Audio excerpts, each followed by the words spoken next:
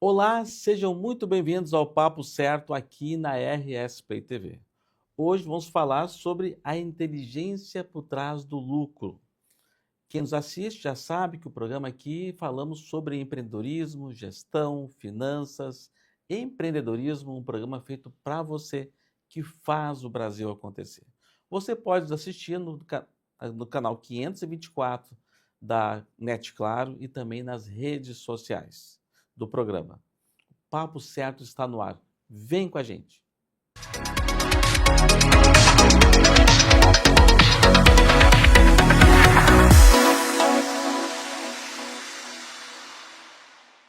No programa de hoje vamos falar sobre a inteligência por trás do lucro. E temos uma convidada especial, que sabe bastante sobre o tema, Juliana Saboia. Seja muito bem-vinda. Obrigada pelo convite, por esse momento para a gente poder trocar um pouco sobre negócio, sobre gestão, sobre finanças, sobre marketing, todo esse mundo em que a gente vive da área de negócios. Tá.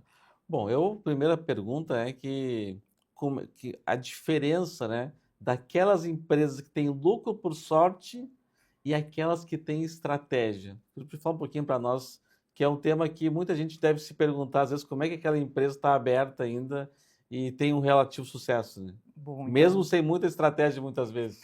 pois então, ali na Palco, que é a minha empresa, a gente está acostumado a atender empresas de diversos segmentos, de portes variados, tanto na consultoria quanto em pesquisa. Então, o nosso dia a dia é entender os negócios. Quando a gente fala sobre estratégia vinculada a lucro e sobre o lucro em si, o que muda? Quando a gente tem um lucro por sorte, muitas vezes é porque eu tenho um produto que vende bem, eu tenho um serviço que as pessoas têm desejo, ou eu tenho um colchão financeiro ou dinheiro para queimar, que é outro termo que a gente acaba utilizando. E aí o meu negócio vai rodando e eu não sinto o prejuízo efetivamente. O lucro por estratégia é quando eu olho o meu negócio e eu entendo para quem eu quero vender, como eu quero vender, eu entendo da minha precificação, eu entendo para onde o mercado está indo e eu tomo diretrizes estratégicas para atingir esse lucro com consciência, entendendo os custos que tem no meu negócio. E acho que um ponto principal, que acho que isso vale para todas as áreas, quando a gente pensa, não só a área de finanças de uma empresa, é entender os movimentos de mercado, é entender para onde o negócio está indo, para onde a sociedade está indo, porque isso me ajuda a prever movimentos que eu preciso fazer no meu negócio, inclusive em relação a lucro.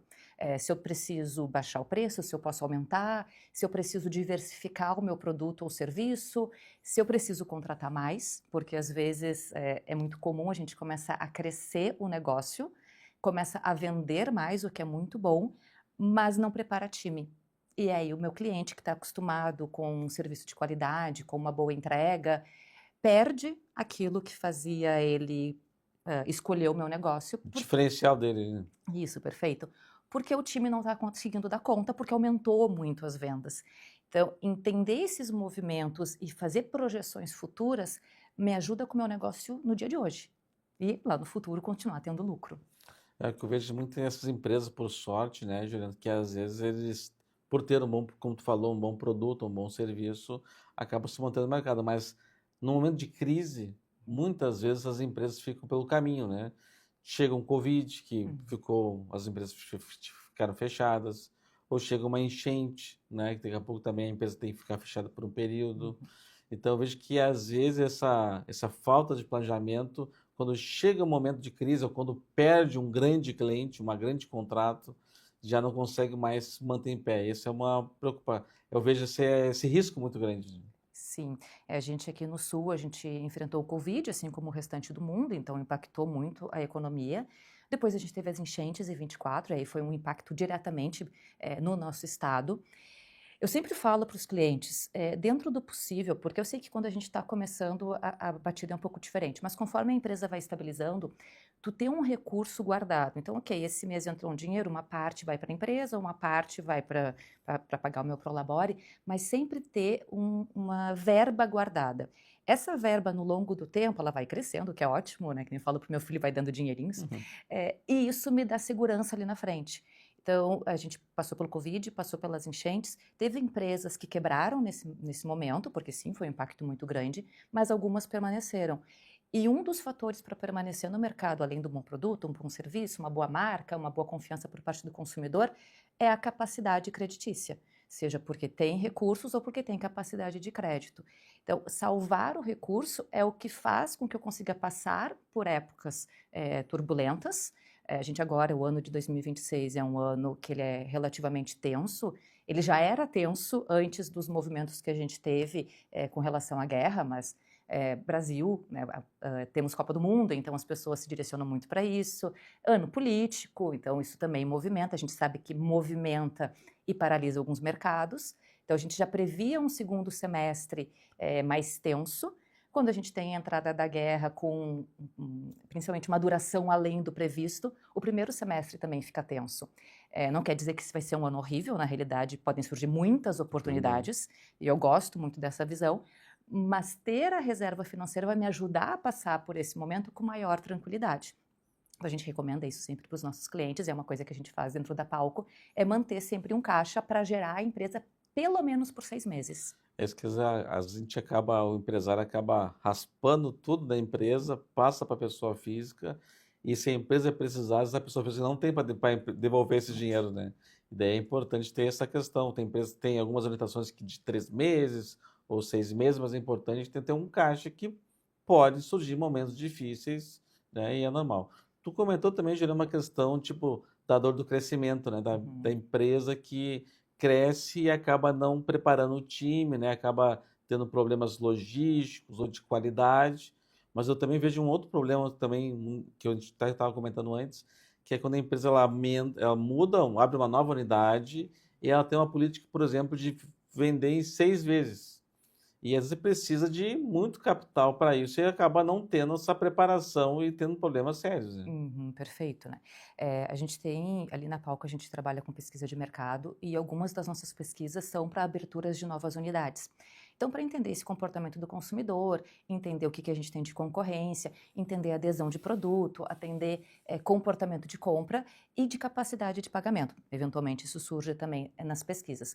E isso impacta na hora que eu desejo expandir o meu negócio, porque eu vou ter uma saída de caixa alta para abrir uma nova unidade, desde questão, dependendo de como estiver o espaço, se for espaço físico, né, pensando no varejo, desde reformas, a compra de matéria-prima ou de produtos, aumento do time, porque é uma nova unidade, novos profissionais, e eu preciso ter caixa para isso. Então, eu preciso rever a forma como eu vou formar o meu preço de venda e quais vão ser as condições de pagamento. É natural que a gente, quando abre uma nova unidade, entre com promoções para atrair o cliente, mas isso tem que estar muito bem planejado antes. Como eu venho da área de negócios, o planejamento é a base. Então, quero abrir uma nova unidade, entendi que é um movimento de mercado legal, ok. 1 ano, 6 meses antes, eu vou projetando isso, fazendo reserva financeira ou buscando capacidade de crédito para financiar, para que eu tenha folga para fazer aquele meu negócio girar, porque mesmo quando eu entro no varejo com grandes promoções, tenho tempo daquele público querer consumir de mim. Então, tenho tempo de criar confiança, de ser atrativo, das pessoas saberem que eu existo, para depois eu oferir efetivamente o lucro desejado. O empresário já tem um negócio de sucesso, né? Uma cidade, por exemplo, e quer levar esse modelo de negócio para uma outra unidade, para outra cidade, outro estado, às vezes. Isso, e às vezes eu acho que aquele modelo vai ser 6 meses, está tudo resolvido, né? E às vezes não é bem assim, né? Não é.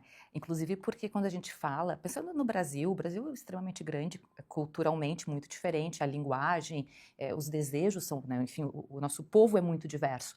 Quando eu desejo levar minha marca para um outro estado, seja qual for o negócio, produto, serviço de varejo, enfim, eu preciso entender quem é o consumidor desse outro estado, eu preciso entender quem ele é, o quanto que ele está disposto a pagar, quem são os concorrentes que ele consome hoje, como que eu falo com ele culturalmente. Para quem é mais antigo, vai lembrar quando a gente teve a vinda das Casas Bahias aqui para o Rio Grande do Sul, que foi, usando um termo atual, flopou completamente, porque não comunicava a linguagem que a gente estava acostumado. Depois ela se reinventou, conseguiu voltar, permanecer, enfim. Mas a gente tem entender que, quando a gente fala em Brasil, culturalmente há muitas diferenças. E dependendo para quem eu vendo, eu preciso entender isso antes de dar um passo, só porque eu estou tendo lucro aqui. Ah, meu negócio está muito bom aqui, será que vai dar certo em Santa Catarina? Será que vai dar certo no Mato Grosso? Será que vai dar certo em outra cidade? Será que vai dar certo em outro bairro, inclusive? Tem mais porque a gente acaba, às vezes, estamos no mesmo estado e tudo parecido. A gente muda de cidade, já muda, às vezes cidades limítrofes, já muda culturalmente a forma de fazer negócio, a forma de compra, né? E tu falou de uma questão às vezes, de bairro, né? Uhum. Né? Já, e às vezes até às vezes, também em shopping, depende, tu tá num andar, tu muda para o outro, já muda também, até teu Uhum. público já muda diferente também. Exatamente. É por isso que a gente trabalha com pesquisa e é apaixonada por pesquisa por isso. Quando eu entendo o meu consumidor, porque no final das contas é o consumidor, né? A gente precisa vender, ele vai comprar e diz que vai vir o meu lucro. Então, ao entender esse consumidor, eu consigo ter estratégias que vão me diminuir, eu não vou dizer garantir, porque eu seria, não estaria sendo honesta se eu falasse que vai garantir, mas vai diminuir as chances de eu errar. Então, quando eu entendo melhor o mercado que eu estou entrando, e quando eu falo consumidor, pode ser o consumidor final, pode ser uma empresa, pode ser governo, porque todos esses são consumidores, né, são todos formatos de venda, eu entender a linguagem que eu tenho que usar, eu entender exatamente como fazer a oferta, como fazer a leitura desse mercado, diminui a probabilidade de erro e aumenta as chances de ter lucro. Acho também essa questão do planejamento, geralmente o planejamento também faz aquela previsão, né? Otimista, realista e a pessimista. E tem que estar preparado para as três. Uhum. Porque se crescer demais, tem que ter mais capital de giro. E se der ruim, tem que ter um capital de giro também para suportar aquele custo que estava previsto um caixa para 6 meses, pode ser para um ano, um pouco mais. Uhum, exatamente. Ter um negócio, eu acho muito divertido. Eu optei por empreender há 18 anos, né? Eu decidi sair do mercado corporativo para empreender. Só que são altos e baixos, a gente nunca sabe o que vai acontecer. Então, a gente tem mercados que eles acabaram em função de tecnologia, tem mercados que estão voltando em função da tecnologia, tem mercados, às vezes, tu chegaste a comentar ali, né, a perda de um cliente expressivo. Então, tem empresas que quebram dependendo do cliente que se perde. Tem casos na Serra Gaúcha, é muito expressivo isso no nosso estado, porque muitas regiões elas são mantidas por causa de uma grande empresa que está sediada ali. E se essa empresa sai ou se essa empresa quebra, todo o mercado que está em volta é impactado. Não, agora, notícia que eu assisti a semana é que uma indústria de calçados mudou para o Nordeste, né? Todas as plantas aqui foram para o Nordeste. Agora, além dos empregos diretos ali, quantas indústrias estavam na volta que vendiam solado, que vendiam cola, que vendiam toda uma cadeia de suprimentos que foi altamente impactada com essa mudança, por exemplo. Exatamente. A gente tem, né, toda a cadeia de fornecedores que acaba sendo impactada, a cadeia de serviços prestados naquela região, então o mercado, o restaurante, o salão, que foi muito comum, aconteceu isso na enchente de 24. Logo depois da enchente, eu participei, eu sou consultora associada da PUC, do programa MEI Calamidade, então atendi muitos pequenos empresários das regiões que foram muito afetadas. Eles continuavam com seus negócios, mas a diminuição de público, de consumidores e de empresas na região que consumiam foi tão drástico que fez a saída dessas pessoas da região. Então, quando o meu negócio depende de uma grande empresa que está alocado na região, eu preciso estar atento para outros mercados. Eu sempre olhava um pouco mais para o cliente, né, grande. Mas tu já trouxe outro ponto, é uma região que depende de uma indústria, ou de um setor que, se o setor passa por dificuldade, toda a rede, a cidade, o bairro fica também impactado, né? É escalonado para baixo. Tem uma situação que eu vivi que eu acho sempre legal de comentar. Eu encontrei uma ex-colega minha de colégio na academia e a gente começou aqueles papos, ai, quanto tempo, o que tu te formou, aquelas coisas, né? E ela se formou em medicina. E eu lembro que eu falei para ela, eu falei, nossa, que responsabilidade que tu tem a vida de uma pessoa nas mãos, né? Eu achei o máximo aquilo. E ela perguntou, Ju, tu é formada em quê, né? O que tu tá fazendo? Não, eu trabalho com consultoria, né, na área de negócios. E ela, nossa, tu já percebeu que a responsabilidade que tu tem, e eu, como, né, enfim, falando com uma médica, ela, não, porque se tu orienta errado um cliente, tu pode quebrar uma empresa. E se tu quebrar uma empresa, tu pode quebrar uma cidade. E eu falei, nossa, a gente às vezes não se dá conta de quando, seja no papel de consultor, seja no papel de empresária, todo o impacto que a gente tem numa cadeia e o que a gente pode gerar nessa cadeia. É uma decisão, eu estava falando sobre a audácia, né? E a pessoa se atirar num risco, né? Não pode tomar um risco muito maior do que um risco que pode inviabilizar a tua empresa se der errado, né? Exatamente. E principalmente se tu tem pessoas trabalhando para ti. Então, uma das coisas que a gente fala que, enquanto empresária, é tu saber que no final do mês é o teu prolabore, mas é o pagamento de outras pessoas. Sejam funcionários diretos, sejam indiretos, sejam fornecedores que dependem de ti. Então, isso é um peso que a gente acaba carregando que, dependendo de como tiver a situação da empresa, efetivamente tu deixa de dormir, tu deixa de funcionar bem. Juliano, tu falou importante, tu falou sobre pesquisa, né? Sobre entender o consumidor. Por que que entender o consumidor é tão importante para o negócio Ah, e para o crescimento do negócio? Porque a gente acaba, às vezes, ou faz uma pesquisa muito preliminar, né? Ou talvez o quantitativo não seja tão grande, né? Mas como isso pode impactar muito no sucesso ou não do negócio? é. A pesquisa, eu falo que ela deveria ser a porta de entrada para qualquer negócio. Eu digo que a gente teria que ser assim, contratar um bom contador, contratar um bom consultor para fazer um planejamento financeiro e um planejamento de negócios e contratar uma pesquisa de mercado antes de começar. Assim, na hora de abrir um negócio, a gente deveria começar por isso. Mas digamos que o negócio está rodando. Então, a pesquisa, ela vai ser a base para eu compreender esse meu consumidor. O que acontece muitas vezes? As pesquisas, quando acontecem, muitas vezes é isso, é um quantitativo muito baixo, é uma pesquisa que eu envieso os dados para aquilo que me interessa, eu faço uma leitura. Eu lembro de um cliente nosso que ele nos olhou e falou assim, que a gente perguntou se ele fazia pesquisa, ele me disse, não, eu faço, eu pego aqueles clientes que eu estou mais acostumado a me relacionar e eu pergunto o que eles estão achando. Eu falei, não, mas isso tem um viés gigantesco, porque os clientes que estão acostumados a se relacionar contigo, tu não sabe o quanto essa pessoa vai ser verdadeira contigo ou quanto ela vai falar algo para te agradar.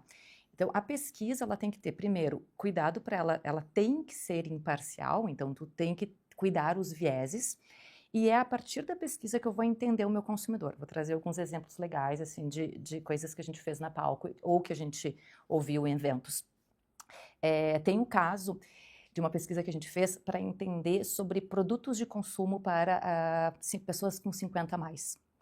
E o que a gente descobriu nessa pesquisa? Que pessoas 50 a mais, elas não se preocupam tanto com a estética do produto, mas sim com a funcionalidade de visualizar informações sobre o produto. Então, na hora de fazer uma embalagem, por exemplo, ou de dispor um produto, para as pessoas 50 a mais, a capacidade de leitura é mais importante do que o design daquele produto. Então, imagina que se eu sou uma empresa que estou vendendo para o público 50 a mais e me preocupo com o design, ele pode ficar muito bonito na prateleira, mas ele não vai ser comprado, porque vai ter uma dificuldade das pessoas entenderem. Outro caso que a gente tem, que é legal também, na área do futebol, que é um mercado que começou a fazer pesquisa recentemente, assim, nos últimos 5 anos começou a se preocupar com pesquisa. A gente precisa entender o que o torcedor deseja, porque tem o que ele deseja e tem o que ele utiliza. Então, eu vou trazer um caso que a gente ouviu agora no CMO Summit, que a gente acabou de voltar semana passada de São Paulo, em que o CMO, responsável por um dos times de futebol nível Brasil, não posso citar qual é o time em si, trouxe que foi feita uma pesquisa que se entendeu que o torcedor não valorizava o kit de boas-vindas quando ele se tornava sócio-torcedor. Eles faziam, era um problemão para a empresa, tinha questão de logística, tinha um custo para enviar aquele kit. Foi feita uma pesquisa e se descobriu que o torcedor associado ele preferia muito mais ganhar desconto para consumo no dia do jogo do que ganhar o kit de boas-vindas. Com uma pesquisa, que foi perguntado isso.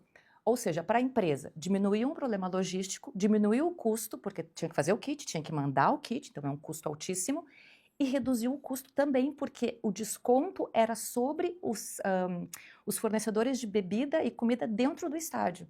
Então, em vez de fazer todo esse custo, eu dava um voucher para o meu sócio-torcedor consumir dentro do estádio, e isso era muito mais valorizado como percepção de satisfação do que receber o kit do sócio-torcedor. É interessante. Eu trabalhei 9 anos numa empresa de bebidas e eu participei de algumas vezes de alguns processos de pesquisa de testagem de novos produtos, lançamento de produtos. Legal. Daí tinha uma agência que fez todo esse trabalho, né? E eles eram feitos em hotéis e a gente assistia no outro quarto os comentários, né? E, cara, a empresa ela compilava todas as informações.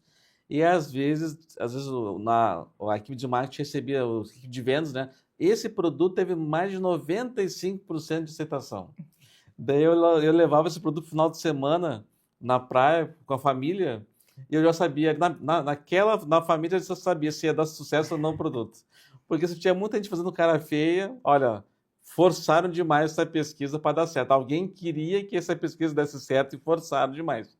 E quando, ao mesmo tempo, quando dava bom, que todo mundo gostava do produto, era sucesso. Que era uma coisa espontânea, todo mundo tomava e tinha case de sucesso que eu sempre testei na família para ver se dava.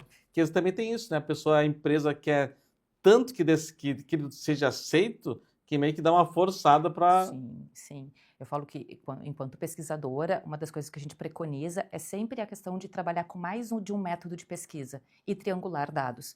Então, normalmente, os nossos projetos de pesquisas, eles vão envolver a pesquisa quantitativa, que é essa, de volume, de entrevistar muitas pessoas, de entender um pouco como essas pessoas usam o produto, gostam do produto ou o que gostariam.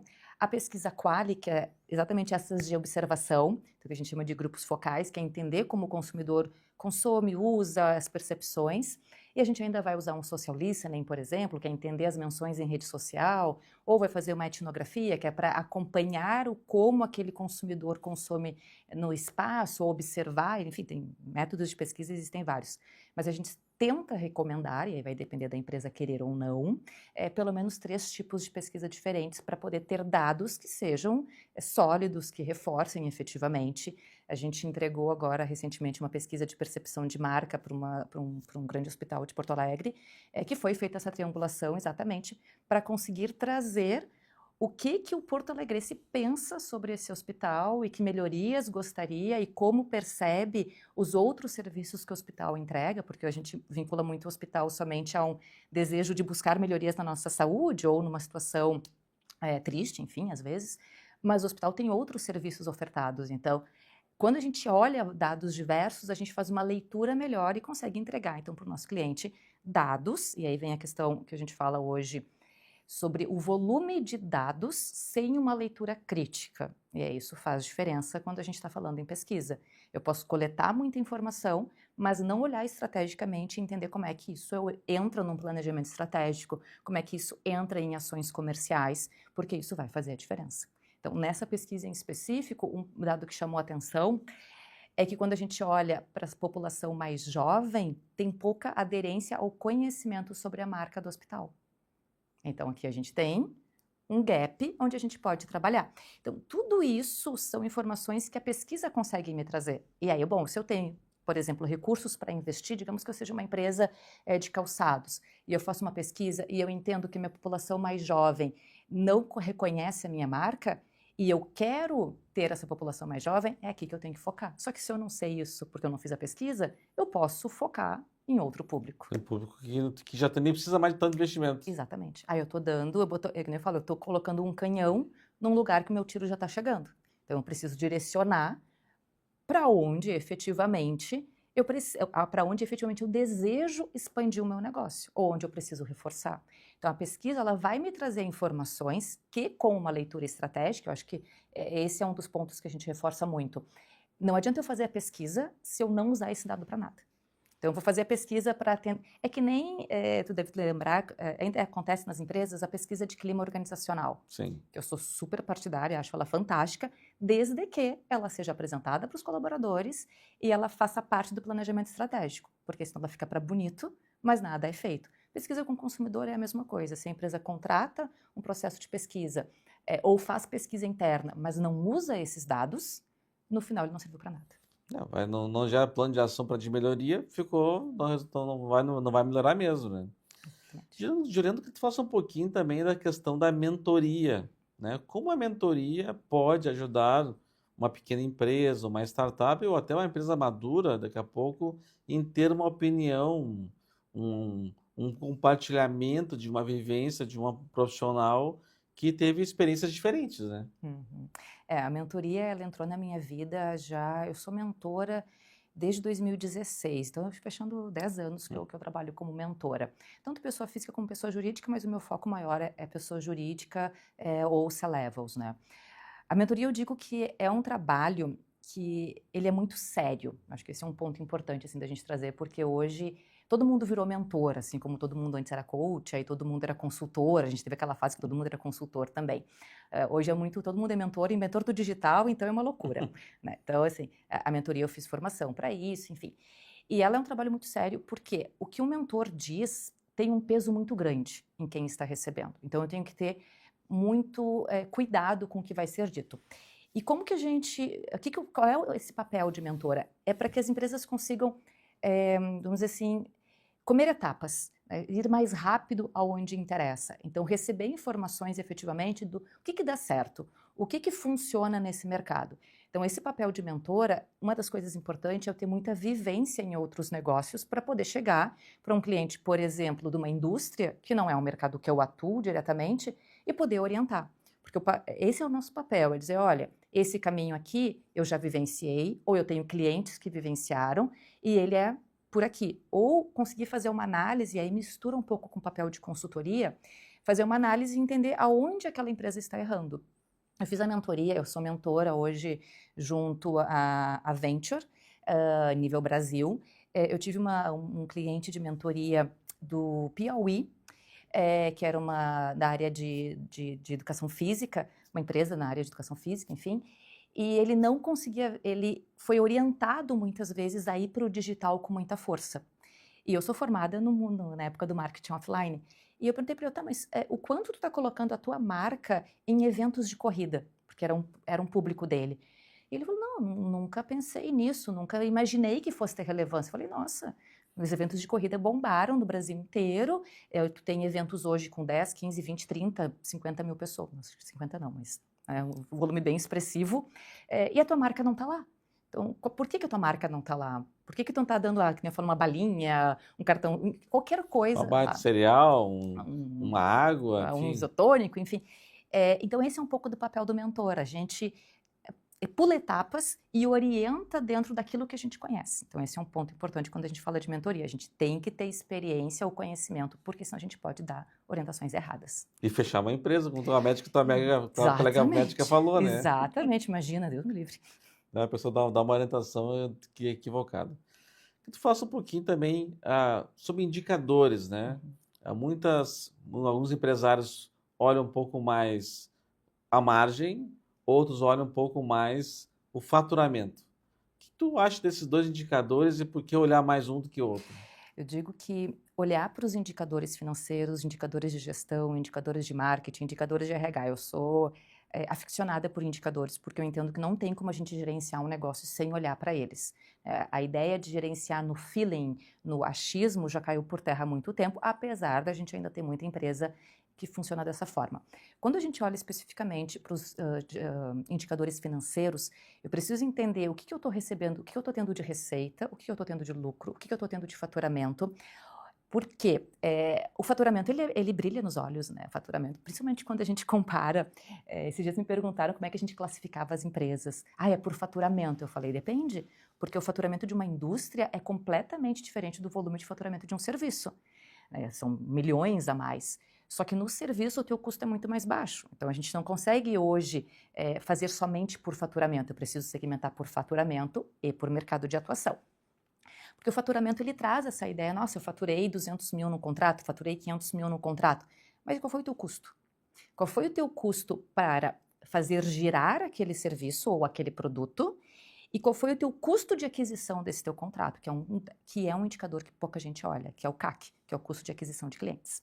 Então, eu preciso entender tanto o custo efetivamente para que aquele contrato seja executado, como o custo que eu tive para adquirir aquele cliente. E aí sim eu vou começar a entender qual é o lucro que eu tive, e aí o lucro real, que é o que a gente efetivamente quer no final. Então, um grande faturamento não significa grandes lucros.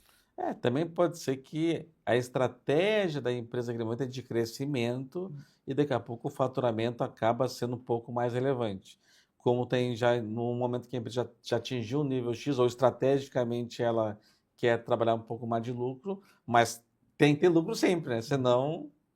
O lucro, eu falo que a gente, enfim, vê grandes grupos operando no negativo e no prejuízo, né? Eu falo, gente, como é que as pessoas conseguem operar no prejuízo? Mas é uma realidade de alguns mercados, né? Tu precisa ter capacidade creditícia, tu vai ter um crescimento que ele vai vir através dessa capacidade de buscar crédito e aplicar no negócio. Vai ter períodos, sim, que o prejuízo vai fazer parte, mas no final, o que nos interessa enquanto empresários e empresárias é que a gente tenha o lucro. porque é o lucro que vai pagar o nosso Prolabore e principalmente é o lucro que vai pagar nosso time.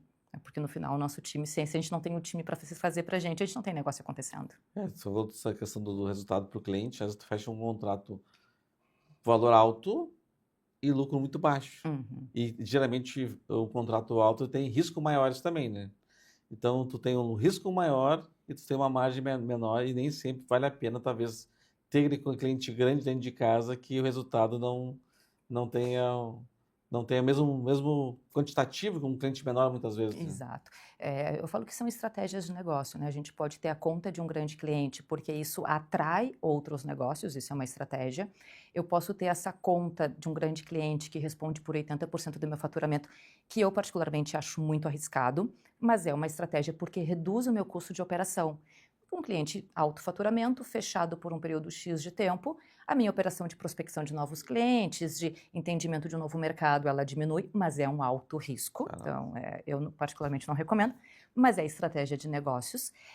E tem um outro olhar que também não é só sobre cliente, mas sobre as soluções que eu estou entregando, seja produto ou serviço. Muitas vezes eu posso ter um serviço que ele não me traz lucro, mas ele me traz cliente para depois eu fazer cross-sell e aumentar o tempo de permanência desse meu cliente. Então, que são os serviços e produtos que a gente chama de porta de entrada. Então, eu tenho aquele, ele não me traz um lucro expressivo, ou às vezes até traz um prejuízo, mas ele alimenta a venda de outros produtos e serviços. Então, enquanto estratégia de negócio também funciona. Só que, de novo, essa estratégia tem que estar clara. O problema é quando a gente está fazendo tudo isso sem saber o porquê e sem saber os riscos envolvidos. O cross-selling é tipo tu vender mais para o mesmo cliente outros produtos que tu já tem, então tu já tem um produto, já vendeu o selling, né? Mas tu quer vender mais através do cross, vender mais serviços. Agora tem que ver se esse cliente ele tem capacidade de adquirir esses novos clientes. Ele pode ser grande, mas ele não tem capacidade financeira, mas esse serviço ele já tem internamente, né?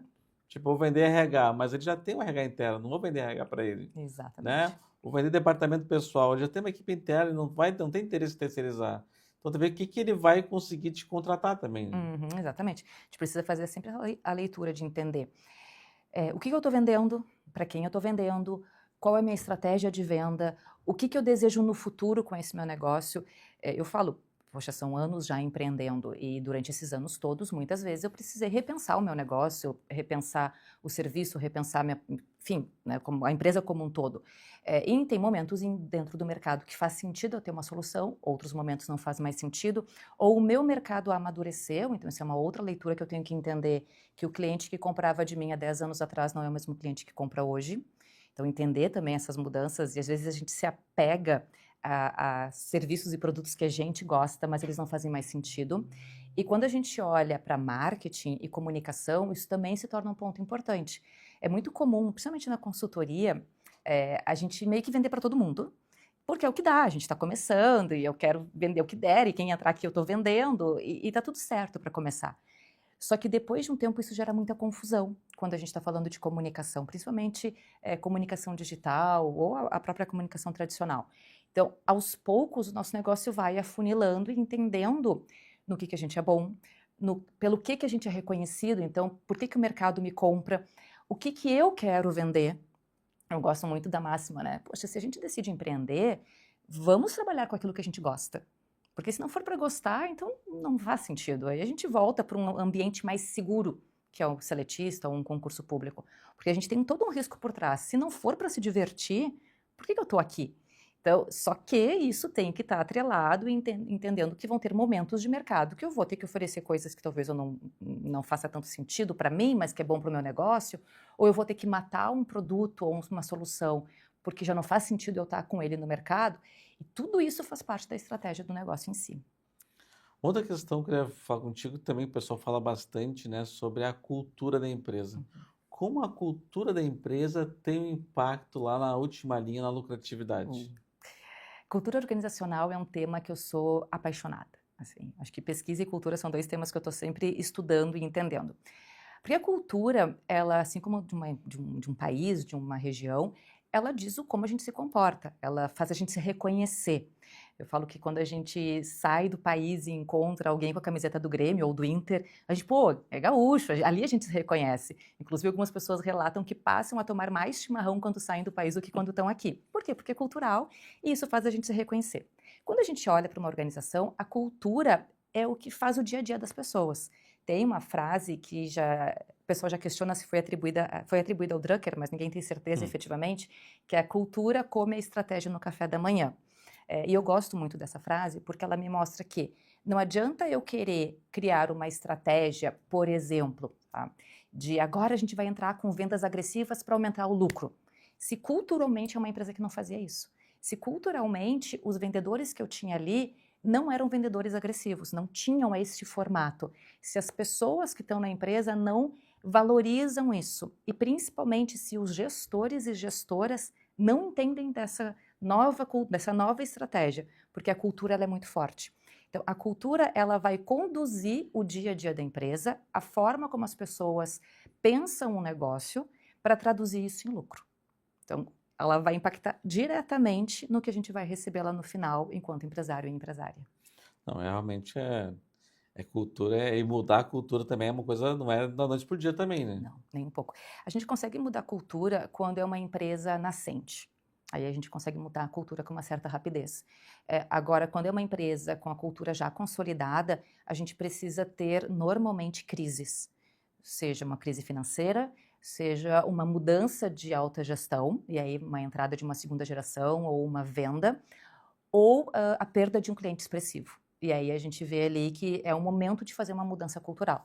Se não, é um processo que, se for sem esses cenários, é um processo que ele é lento e vai aí 1, 2, 3 anos para fazer uma mudança efetiva de cultura. Então tem que ter uma mudança importante, seja por crise, seja por sucessão, que vai fazer essa mudança ser mais rápida, que às vezes é meio na marra, né? É. Bom, eu queria falar um pouquinho contigo também, Juliano, sobre a inteligência emocional, né? E sobre também tipos de liderança, né? Como essa questão da inteligência emocional, talvez hoje, ainda mais importante, talvez, que no passado, né? É importante para os resultados da empresa.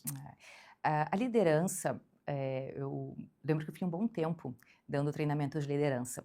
E eu demorei um tempo para entender um ponto, que as nossas lideranças também não têm muito conhecimento sobre como serem líderes.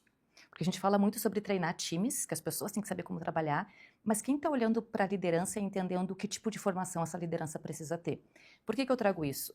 Muitas lideranças se moldam com base nas lideranças anteriores, que se moldavam nas lideranças anteriores. E essa liderança histórica, que a gente vem ali no Brasil, principalmente a partir da década de 50, mais segmentada quanto perfil de liderança dentro das organizações, ela nunca foi educada sobre inteligência emocional.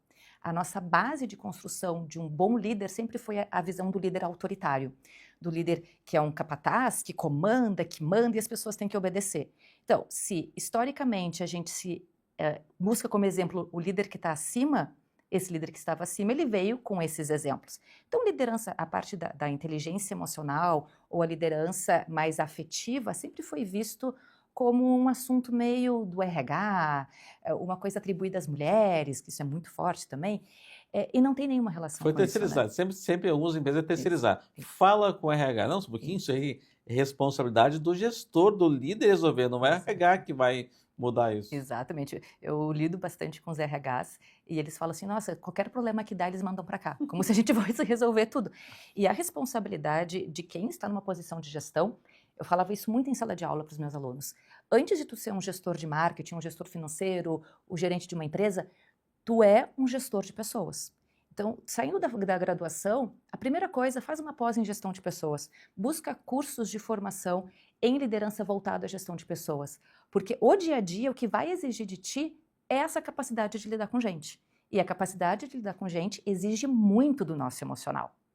E aí entra a questão da inteligência emocional. Porque no dia a dia, a gente vai ter nossos problemas, que por mais que a gente diga que a gente não leva para o trabalho, a gente leva. Então, assim, a gente está mexido com acontecer uma coisa com o filho, no casamento, na família, o time de futebol. Então, a gente leva isso, a gente não desassocia, apesar de ter algumas linhas que dizem que a gente tem que desassociar. é muito difícil, a gente não consegue desassociar. Então tem o nosso emocional. E o nosso emocional lida com o emocional das pessoas que a gente está gerenciando. E essas pessoas vão ter dias bons e dias ruins. Então, eu, enquanto liderança, preciso me conhecer. Eu não vou dizer nem conhecer, porque também é comum. Eu preciso saber o perfil dos meus liderados. Legal, mas o quanto tu sabe do teu perfil? Quanto tu entende o que mexe contigo? Por que hoje tu tá mais estúpido? Por que hoje tu tá mais legal? Porque isso vai influenciar a forma como eu vou lidar com o meu time. Então, eu sempre dizia, se tu precisa conversar com o teu time antes de tomar qualquer decisão, dorme. Sabe? Dorme. Porque às vezes é isso que a gente precisa, é respirar antes de fazer alguma coisa. Então, essa questão das mudanças é importante, né? E como isso faz muita diferença. Também vejo assim, líderes com pouquíssima paciência, que a pessoa pode não estar num momento muito bom, e daqui a pouco tu não aceita aquela redução temporária de performance e perde um excelente profissional, e para te achar outro profissional para ter aquele mesmo nível de entrega vai levar um tempo. Isso é um ponto bem interessante. Quando a gente olha para indicadores de RH e de gestão de pessoas, eu sempre trago o tempo para a pessoa, a nova contratada, começar a performar e o tempo para essa pessoa começar a gerar lucro para o meu negócio. Para ela começar a performar é, em média, 3 meses e para ela começar a dar lucro, 6 meses. Então, antes de demitir, pensa bem. Pensa bem que a próxima que vai chegar pode levar 6 meses para dar lucro. Então, olha, então é melhor dar um pouquinho mais de paciência, tentar conversar mais, porque realmente isso pode levar muito tempo e isso impactar muito no resultado da empresa, né? E eu vejo Exatamente. empresas que talvez com essa pouca paciência acabam perdendo muito mercado, às vezes, porque, enfim, por uma série de motivos, perde cliente, o clima fica pesado, enfim. E tu vês essas empresas que no mesmo segmento, com a mesmo posicionamento, com o mesmo grau de investimento e uma performando bem mais do que a outra, geralmente está no time. E a gente tem que lembrar que a gente está num momento da economia do Brasil, que foi um momento muito parecido que a gente viveu em 2010, 2011, que é o pleno emprego. E quando a gente está numa situação em que os dados mostram que as pessoas estão empregadas, seja o regime que for de trabalho, isso gera uma pressão em quem emprega. E aí muda um pouco a relação com as pessoas. Me lembro que foi um período que eu dava aula nesse período e eu falava bastante sobre isso nas cadeiras de gestão de pessoas. Como é que a gente faz para engajar o nosso colaborador e reter ele no momento em que existem muitas possibilidades? E lá em 2011, diferente de 2026, as possibilidades eram um pouco mais restritas. Hoje, quando a gente vai contratar alguém, e eu sei porque eu estou contratando lá na empresa, eu estou com vagas abertas, inclusive, a gente briga com a possibilidade da pessoa ser um influencer, com ela vender o seu produto no digital, com ela poder morar em Porto Alegre e trabalhar para uma empresa nos Estados Unidos, na Europa, enfim. Então, a briga ela já não é mais local pela mão de obra, é uma mão de obra que tem muitas possibilidades, e quando ela tem muitas possibilidades, ela vai escolher. Então, um ambiente salubre de trabalho, um ambiente onde tem assédio moral e assédio sexual, um ambiente onde as relações mínimas não são respeitadas, é um ambiente que vai ter maior dificuldade de reter e de contratar. Então, eu preciso olhar para isso quando eu sou a pessoa que emprega, entender esse cenário e fazer os movimentos corretos. Essa questão de uma equipe bem engajada tem uma relação direta com o resultado.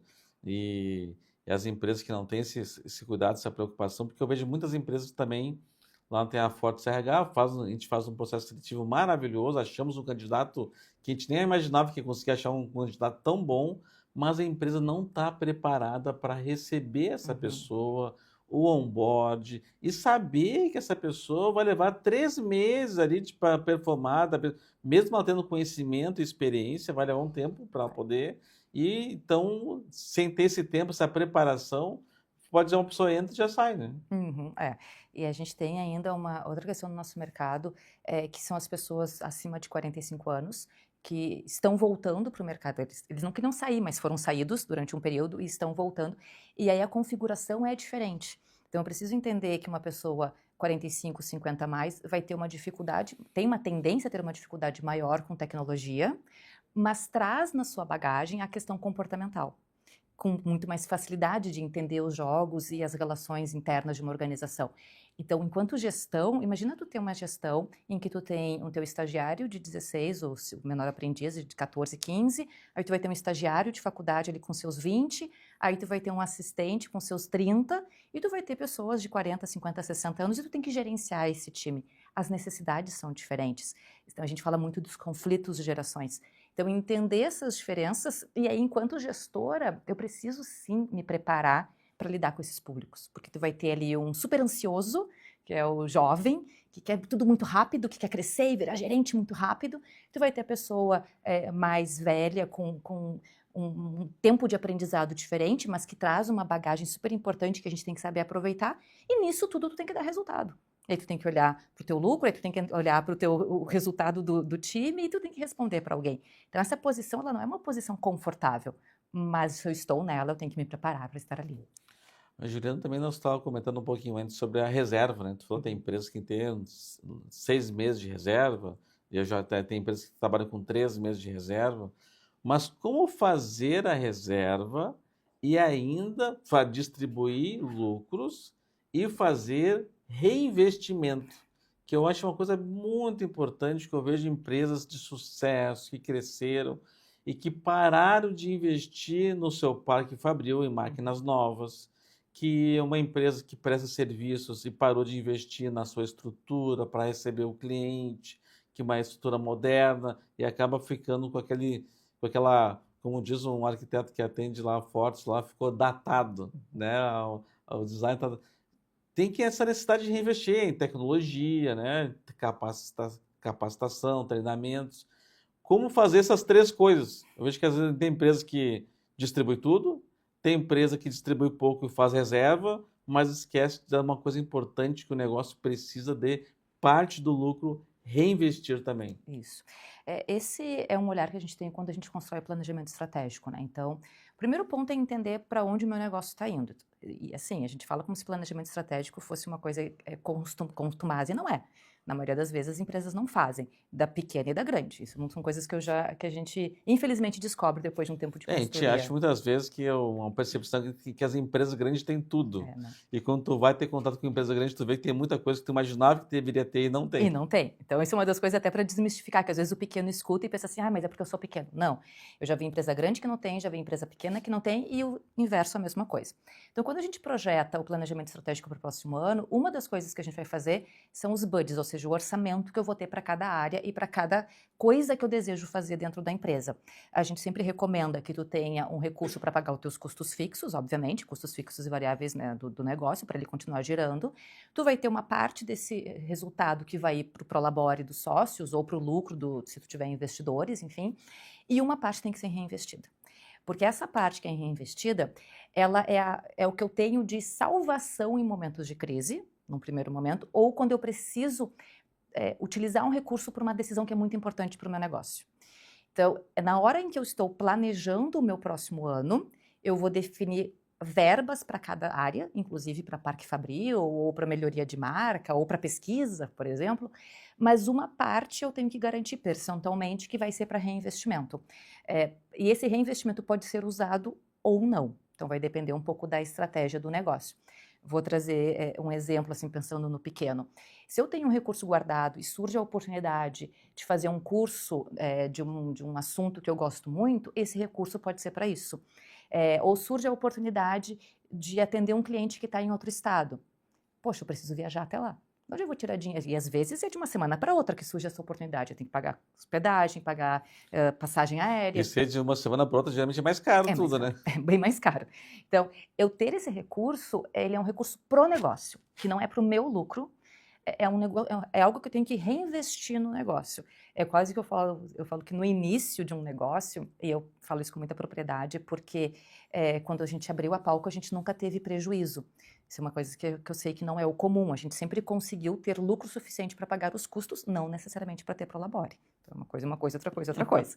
Vamos lá, a gente trabalha um período ali com o que sobra. Mas a gente sempre manteve recurso para trazer de volta para o negócio. E isso é o que nos trouxe capacidade para investir num bom site, para investir em rede social, para investir em construção de marca, para investir em viagens para nós, enquanto sócios, para participar de eventos fora do estado. E muita gente me pergunta isso. Nossa, eu olho para vocês e vocês têm tudo, né? Como é que vocês fizeram? Eu falei, claro, tudo que entrava, a gente botava no negócio. Sim, E por um sim. tempo foi assim. Aí depois começou a sobrar o suficiente e aí a coisa começou a ficar divertida, né? Mas essa parte do reinvestimento, você esquece muito, o negócio precisa ser investido, porque daqui a pouco ele, se ele parar de crescer, ele encolhe, né? Uhum. Bom, Juliano, também uma questão que eu queria falar contigo, com a importância de estar em ambientes, em ecossistemas de inovação para a empresa continuar lucrativa ou ser mais lucrativa. Uhum. O ambiente de inovação, o ecossistema de inovação, é um ambiente que eu gosto muito de circular. Eu sou conselheira na AGS, Associação Gaúcha de Startups, e a gente fala muito sobre a importância de ter parceiros que te alimentem do que tu tem necessidade. Então, traduzindo isso, quando eu faço parte de um ecossistema, eu tenho pessoas que vão ter empresas que vão impulsionar o meu negócio, me indicando, consumindo, né, comprando de mim.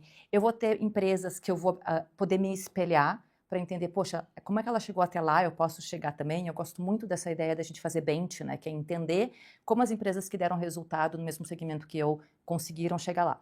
Então, estar dentro de um ecossistema te permite acesso.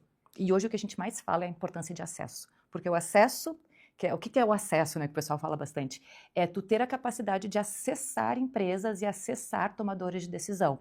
E isso vem de participação de grupos, de participação de ecossistemas. Uma coisa que se disseminou bastante foram esses grupos de empresariados, de consultores, grupos de mentores, em que as pessoas pagam para estar. Tem coisas muito mais em conta que a gente pode fazer, como estar dentro de um ecossistema de inovação. Então, ali tu aprende, tu ensina, tu tem acesso a tomadores de decisão e dependendo do ecossistema que tu faz parte, tu tem acesso a capital ou tu tem acesso a investidores. Então, isso potencializa o teu negócio. Não, isso é bem, bem importante. E, Juliana, você fala um pouquinho da diferença entre uma empresa inteligente e uma empresa esforçada. Tem aquela pessoa que trabalha, tem várias horas de trabalho por dia, mas fica ali remando, né? E tem uma empresa inteligente que daqui a pouco ela consegue, de uma maneira estruturada, crescer mais, parece com menos esforço, parece. Parece. Eu diria que a empresa inteligente, ela também é esforçada, só que ela tem um esforço direcionado. Então, quando a gente fala em gestão de um negócio, gestão de uma empresa, eu tenho que ter clareza para onde eu quero ir com o meu negócio. Essa clareza vai ser a primeira coisa que vai direcionar as estratégias. Só que não é fácil ter clareza. Então, por isso que a gente acaba tendo muita empresa que roda, patina e não avança. E por que falta clareza? Isso é uma das coisas que a gente traz bastante, inclusive, em palestras. Porque eu não tenho tempo de pensar o meu negócio. Então, o meu dia a dia, ele é tão consumido por questões operacionais, por problemas com o cliente que eu poderia estar resolvendo de outra forma, por falta de gente dentro do meu negócio, que eu me volto tanto para dentro da empresa que eu não consigo olhar para ela de forma estratégica. Eu não consigo ter tempo para pensar o meu negócio, porque eu estou sendo consumido por tudo que está acontecendo ali. E como que a gente arranja esse tempo, né? Primeira coisa é tu tomar consciência disso.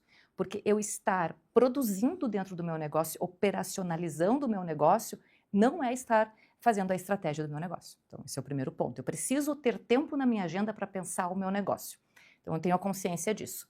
Bom, a gente escuta, mas eu não tenho tempo, é uma loucura. Então, vamos parar. Tem que botar na agenda. Lá no escritório eu ponho assim, tem que botar na agenda. Põe na agenda ali um período para fazer isso.